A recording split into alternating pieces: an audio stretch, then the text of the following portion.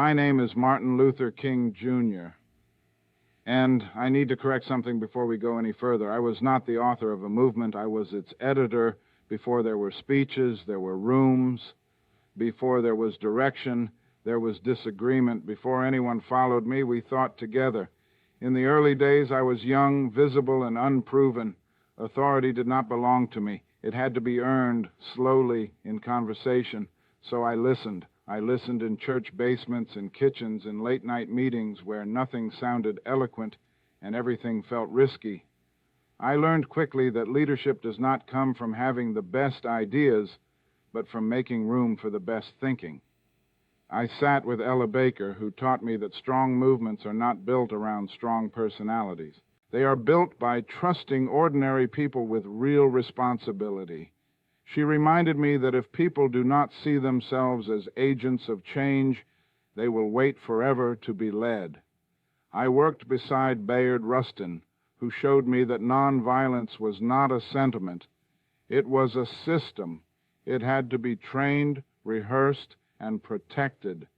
Without discipline, courage collapses into chaos. I stood with Ralph Abernathy, who kept our work grounded in the daily reality of the church and the people who would pay the highest price for action. He reminded me that strategy without pastoral care does not survive. I watched Joanne Robinson organize quietly, efficiently, and relentlessly, proving that leadership does not require a microphone to move a city. And I learned from Septima Clark that education itself is participation, teaching people to read, to speak, to organize. That was not preparation for freedom. That was freedom in practice. These were not advisors standing behind me. They were co-authors of the work. What people call my philosophy did not arrive fully formed. It was shaped through argument, refinement, and shared risk. I spoke in frames, justice, dignity, responsibility, and allowed others to fill those frames with their lived experience. When people heard their own thinking reflected back to them, they committed to the direction it was taking. That is how followership begins. In the church, I learned how to run a room. I did not speak at people. I spoke with them. I watched posture before applause. I listened for murmurs before amen. I learned the difference between silence that resists and silence that absorbs. Call and response was not style. It was feedback. I structured my words in movements, not monologues. A line offered, a pause, a glance up. If the room answered, I stayed. If it did not, I adjusted. I never punished silence. I treated it as data. Repetition was not insistence, it was invitation. When people repeated a phrase with me, they were practicing it, trying it on, deciding whether they could live inside it.